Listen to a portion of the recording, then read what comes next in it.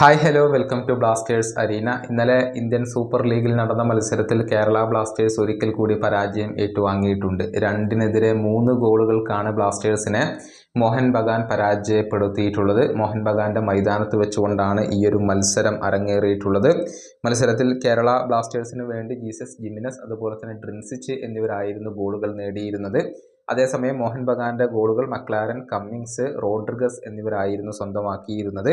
ഈ മത്സരം വീക്ഷിക്കാൻ വേണ്ടി മോഹൻ ബഗാന്റെ ഉടമസ്ഥനായ സഞ്ജീവ് ഗോയങ്കെ സ്റ്റേഡിയത്തിൽ എത്തിയിരുന്നു. ഏകദേശം 35,000-ഓളം ആരാധകരായിരുന്നു ഈ മത്സരം വീക്ഷിക്കാൻ വേണ്ടി സ്റ്റേഡിയത്തിൽ എത്തിയിരുന്നത്. ഈ ഒരു മത്സരം വിജയിച്ചപ്പോഴും അതുപോലെ തന്നെ ഗോളുകളുമൊക്കെ നേടിയപ്പോൾ സഞ്ജീവ് ഗോയങ്കെ വളരെയധികം ആവേശഭരിതനായിരുന്നു. വളരെയധികം പാഷനായിട്ടായിട്ടുള്ള ഒരു ഓണർ കൂടിയാണ് അദ്ദേഹം.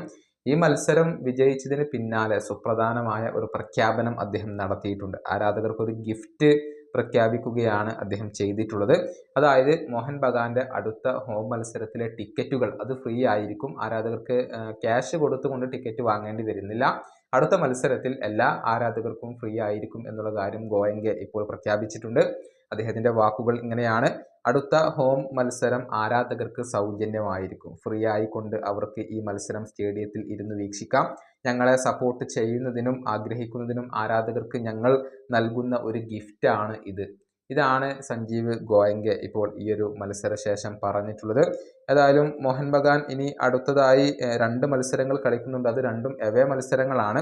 FC ഗോവ, പഞ്ചാബ് FC എന്നിവർക്കെതിരെയാണ് അവരുടെ മൈതാനങ്ങളിൽ വെച്ചുകൊണ്ട് മോഹൻ ബഗാൻ കളിക്കുന്നത്. പിന്നീട് ജനുവരി 2-ാം തീയതി ഹൈദരാബാദ് FCക്കെതിരെ ഒരു മത്സരം മോഹൻ ബഗാൻ കളിക്കുന്നുണ്ട്. ആ മത്സരത്തിലെ ടിക്കറ്റുകളായിരിക്കും മോഹൻ ബഗാൻ ആരാധകർക്ക് സൗജന്യമായി കൊണ്ട് ലഭിക്കുക.